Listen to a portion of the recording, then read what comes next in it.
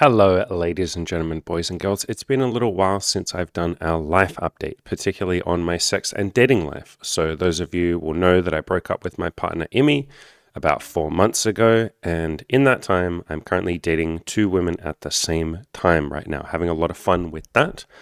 One of them is Nisha, this lovely girl here. She's 23 years old. We met on Hinge. Maybe I'll show you in a second my Hinge profile right now.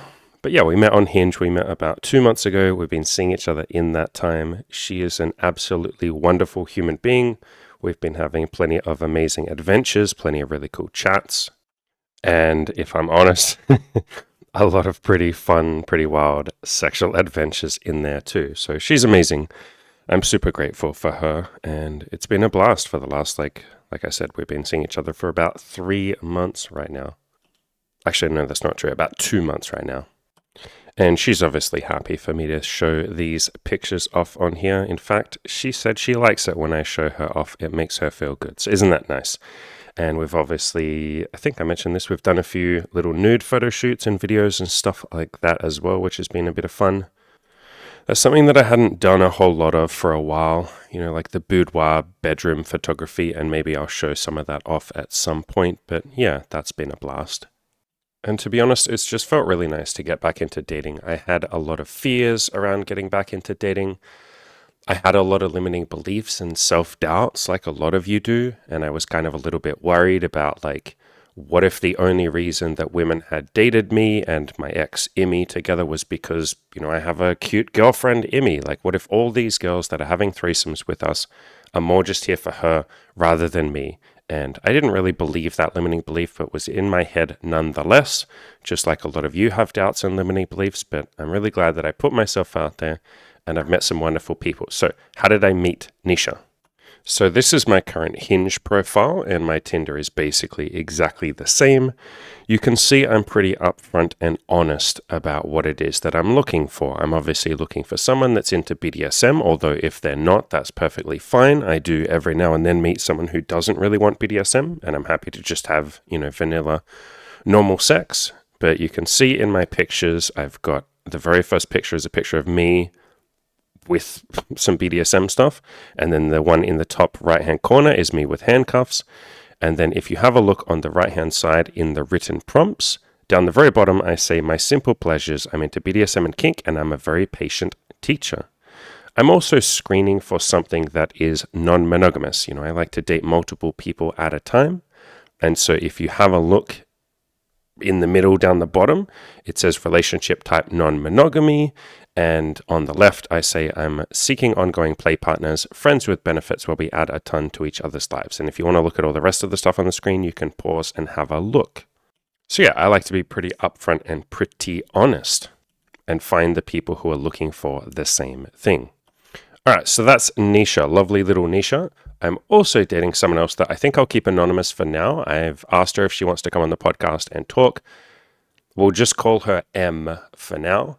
And I met her on the street. She's 30 years old. She's absolutely fucking hot as fuck. She's a wonderful person. And I talked about her a little bit in this video here called My First Approach in Years. And she was walking down the street. Coincidentally, she was on my street. We actually live like 5 houses away from each other, which is very fucking convenient, as I'm sure you can imagine. I saw this really hot girl walking past me and I was like, holy shit, she's so hot. I don't think I can talk to her. The limiting beliefs and the doubts. She walks past me and then I'm like, oh, okay, go on, Andy. Chase after her, hit on her. She's an absolute sweetheart despite, her appearance. She looks like one of those fucking hardcore, super confident, super sexy tattoos, type women. But she's an absolute sweetheart and I hit on her. We've been dating for about a month and a little bit at the moment and she's been wonderful. I obviously will keep her anonymous. I'm going to see if she wants to come on the podcast and talk and say hi and all of that, but she's wonderful. She's incredibly fucking sexy. She hasn't done a whole lot of BDSM and neither has Nisha that I mentioned before, so I've been teaching them that. I've been teaching both of them how to raise their self-esteem and go for goals, and I've basically been giving them coaching, which is what I like to do with people that I date. I really enjoy coaching them. So I've been getting them both to tell me what goals they want and what they want to work on, and in the case of M, she has been a photographer in the past and she's done really like high profile like photo shoots and stuff like that for fashion and for companies and all of that. And she's really good at it, but she, I guess from limiting beliefs and stuff, just hasn't really done any for the last 2 years. And so I've been gently guiding her to take baby steps, the same as I teach all of you on this channel. Take baby steps, get that camera back out, start taking some photos. And I'm really proud of her. She started that process of baby steps. And Nisha has started working on some of her goals, like making friends and all of that sort of stuff. So yeah, having a bunch of fun, or a ton of fun, mentoring people, these women. I really obviously like coaching and mentoring people. It brings me a lot of joy. And on top of that, Em and I have been having a hell of a lot of kinky sex. Let's just phrase it like that.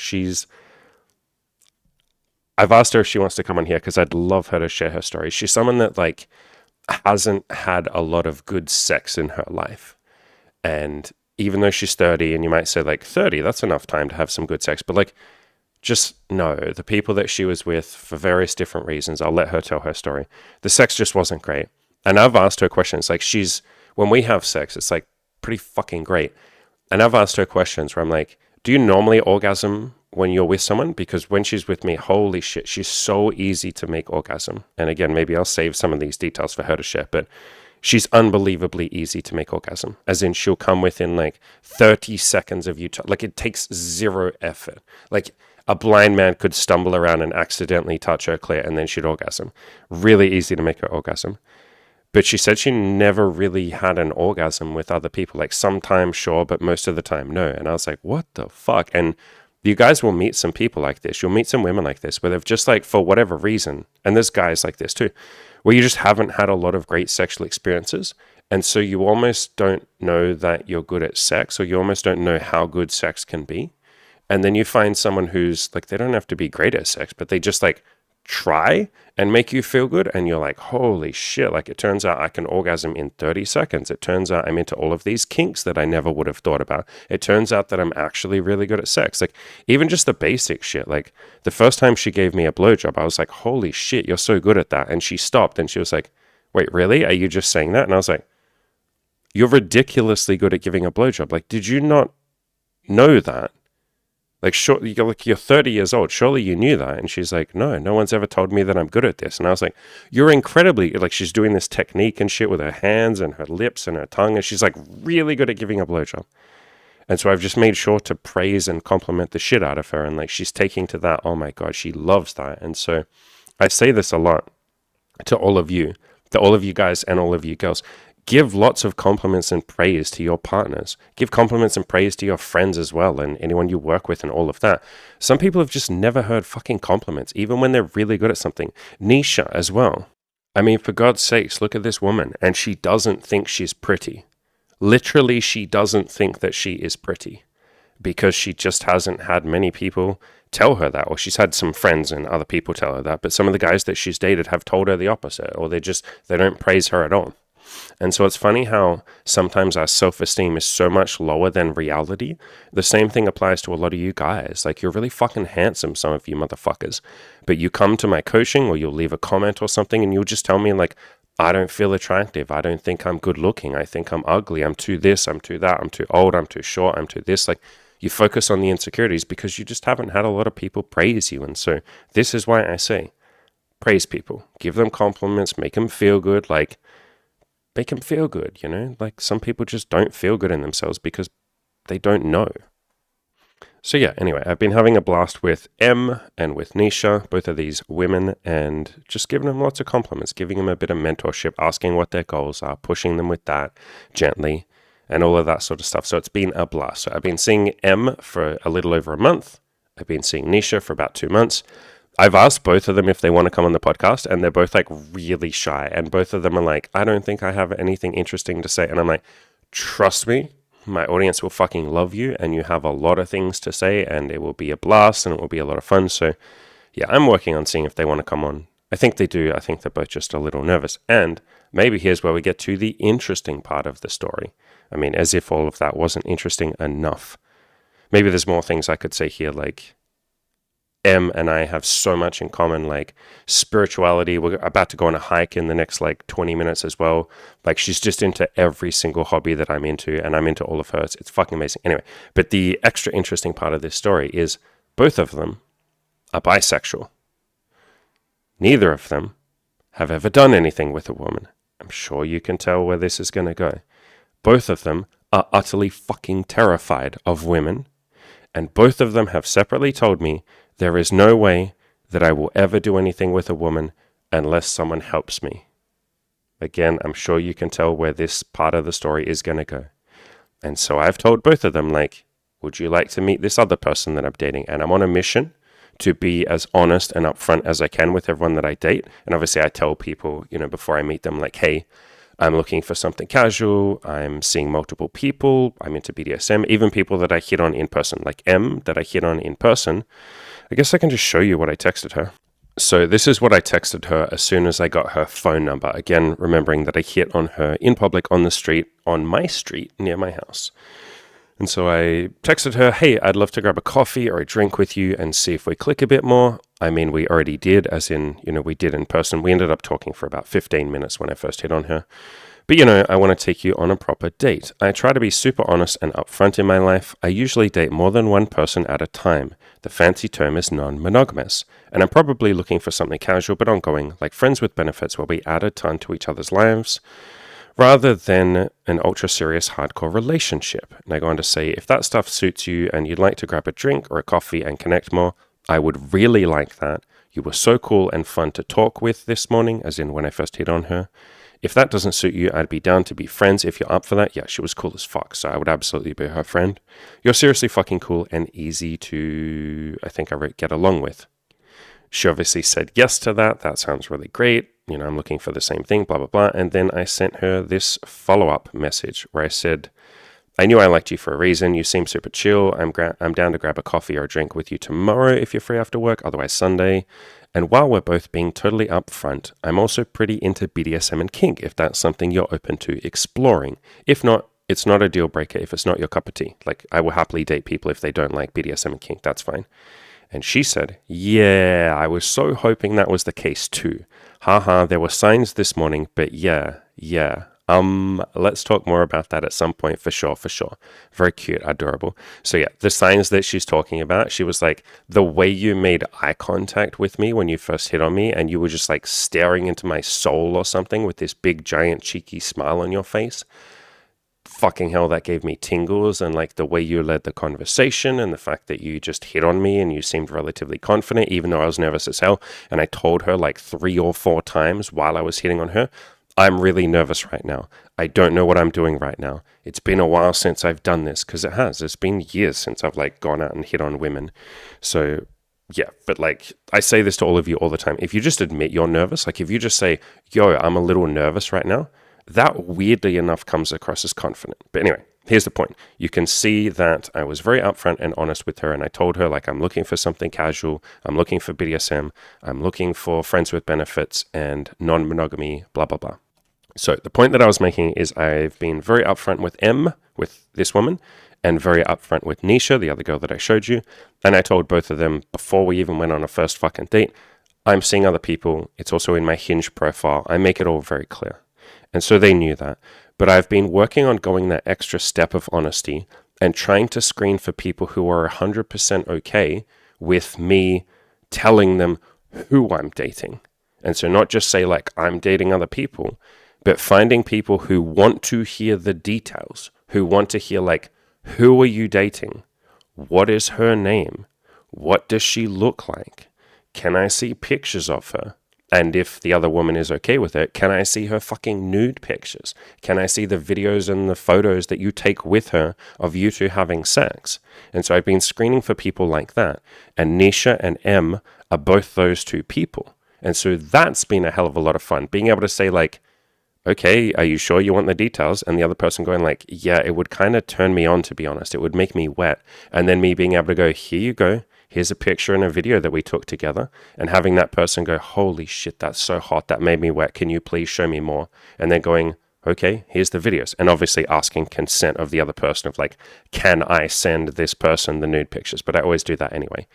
And so showing each other their pictures and videos, oh my fucking God, this has been so fucking fun, because Emmy wasn't always super okay with some of that stuff, and some of the other women weren't always super okay with that stuff. And with Emmy, I was only ever dating women with her anyway. Like, I never went off and dated women by myself. So that's been fun and new and novel. And so showing them each other's pictures, and they both got incredibly wet. And then I told them, each other's names, and then they're both so adorable. They both went and stalked each other on Instagram. How cute is that? They found each other through my profile. And here's a really cute little message that Nisha sent me, and she's cool with me reading this out. So she says, I find her so attractive. She's talking about M.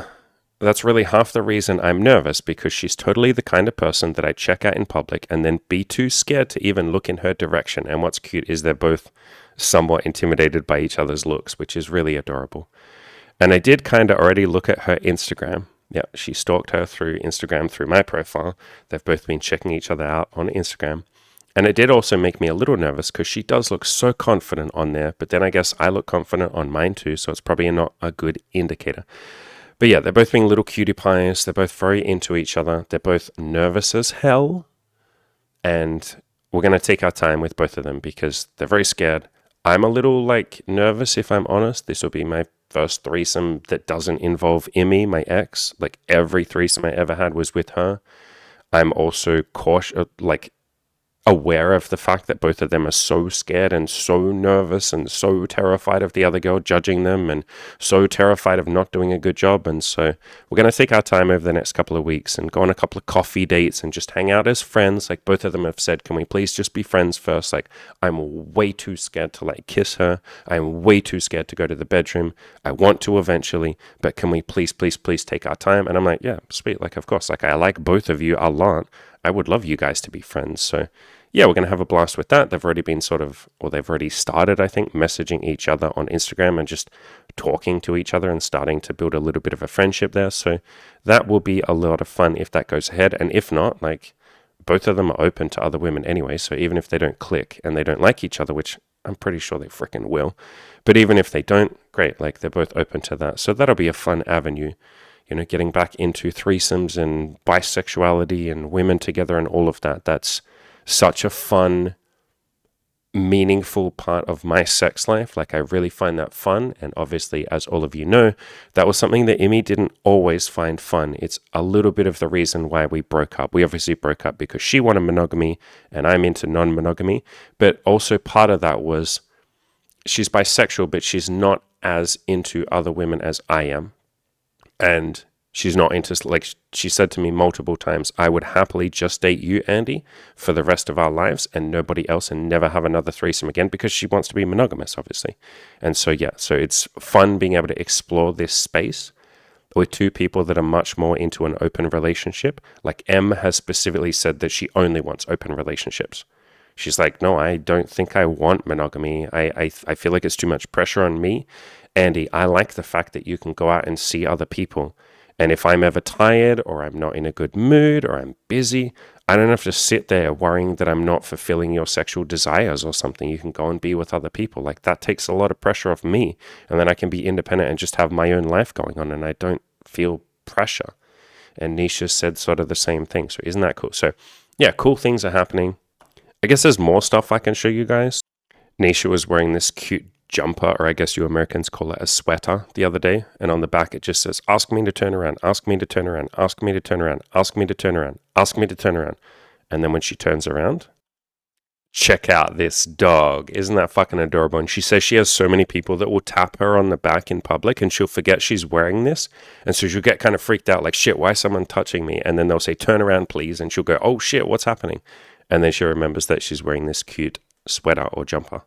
I've also been very vulnerable and open and honest with both of these women. And you know that I say all the time, honesty and vulnerability and authenticity are amazing parts of relationships. I encourage all of you to be like that. And M wrote this really nice message to me recently. She said, you continue to really impress me with how much about your life and yourself you are willing to share with me and how emotionally vulnerable you are. It's just so amazing, and I feel so blessed to hear you and listen and learn more about you every time we have a conversation. That's why I encourage all of you to be more vulnerable. And as part of my vulnerability, I had told M that I don't always feel sexy, just like some of you don't always feel attractive or sexy or any of that. And she wrote this really nice, really cool, reassuring message to me, which was lovely. She said, also, God, is this how it fucking feels? Hearing you say that you don't feel hot or sexy, because she often doesn't feel hot and sexy, and neither does Nisha, and neither do lots of women, neither do lots of people. She goes on to say, sorry, what? How? Like I'm mad, actually mad. Andy, you're really sexy, isn't she sweet? Your aura is sexy, your facial expressions, your eye contact, your smile, your voice. It's something I don't think I can fully explain, but it's so hot, like wildly. This is why I encourage lots of you to be open and honest about your insecurities, because the other person can be really fucking nice to you and reassure you, and then they can tell you their insecurities and you can reassure them and give them something. She goes on to say, it's like your control is obvious. You have this sureness, this strength, this confidence about you. I feel it literally whenever I'm around you. It's like an energy. It's like this sense that you have a handle on everything, like a dominance, but it's a quiet dominance that you're keeping under control. That's hot. Like how controlled and precise and calm you are. It's gently commanding. It's really intoxicating. It's wild. It's so fascinating to me that it makes me want to push you to lose control. And fucking hell, she's done that a couple of times during sex now, and that's pretty hot. Jesus Christ. I said from the beginning how your energy precedes you. When I first met you, I could feel the power in your energy, even though it was reserved and polite and quiet. Yes, I'm always very polite and quiet. I'm not quiet, but I'm always very polite when I hit on people. I melted in your presence. You saw that. She did when I first hit on her, yeah. She turned into a giggly little girl. You could give me a single look across a crowded room and I'd probably come on the spot. You're sexy as fuck. Isn't that a nice message to receive? And I posted this in my coaching group because I share insights into my life and stuff like this in my coaching program, like all the time. Like I have a little progress log in my coaching program. So if you want access to that, that's in the VIP coaching program. We get direct access to me. I'll be your personal coach. You get to see what I'm up to. You get to hear about my life like fucking 1 or 2 months before I talk about it on the YouTube channel. So you get like daily updates from me. And there's a link in the description below to that. But yeah, when I first posted in my coaching group, a couple of guys said, oh my God, like, how do I have this? How do I have this confidence and this level of like quiet assuredness and dominance and all of that? Guys, I say this all the time. It's all the peace and love stuff that I go on and on and on and on and on about in stoicism and all of that. So go onto my YouTube channel, click on the playlists button, and then go down to the peace and happiness playlist and just go in there and just watch a lot of that. Like this is all the stuff that will give you like that quiet confidence. Like literally all of this is the stuff like, you know, letting go and being more calm and being more happy and being more peaceful and learning to love yourself and, you know, like this guided meditation on how to be happy. If you just watch this video, it's 11 minutes long or 10 minutes and 59 seconds to be autistically accurate. If you watch that, my God, you'll go out there with so much more confidence before you hit on women. Like watch this before every time you leave the house to talk to women and you will immediately be a lot happier. This one too. Have you ever tried just letting yourself be happy? Do you live in fear of the what ifs? Like all of these videos in here will help you have that quiet dominance, like that quiet dominance that she's describing.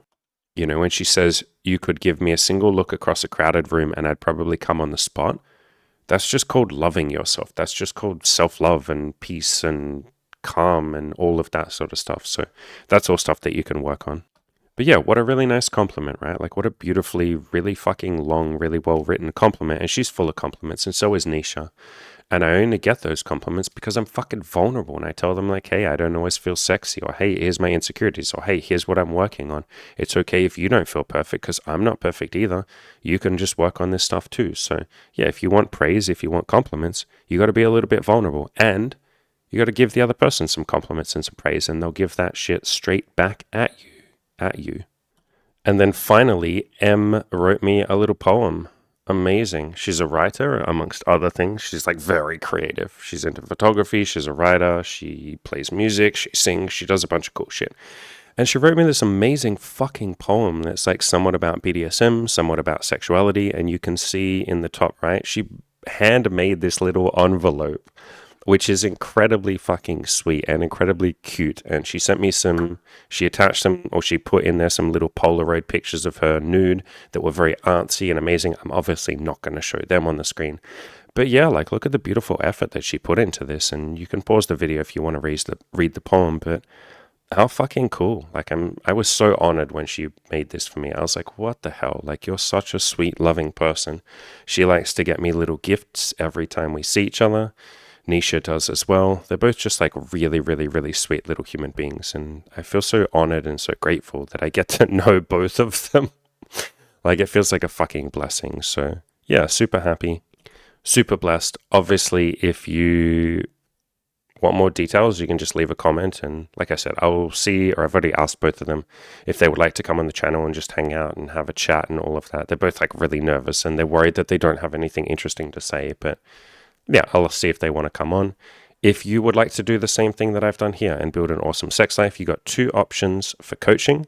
Number 1 is the big hardcore VIP coaching program where you get direct access to me. You get to see all of my daily updates and see what I'm up to and all of that. There's a link down below to that. We have payment plans for that. I will jump on a free call with you to see if the program is right for you. No pressure, no obligation. I'm not going to use sales techniques on you. We'll just have a chat and see if you're interested. And then, ladies and gentlemen, we have the more affordable, more accessible Abundance Collective. That is $200 a month. That's our paid community, our paid coaching program where you get access to 3 coaches.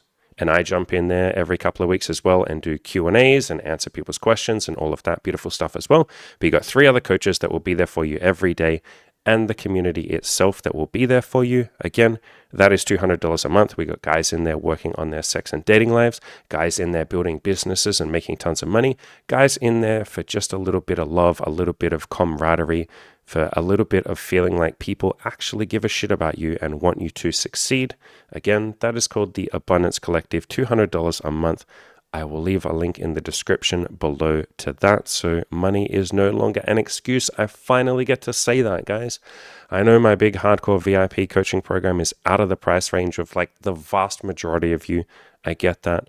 That's why we put this Abundance Collective together, so that money is no longer a barrier or a limiting belief or an excuse or whatever you want to call it. So link to that down below.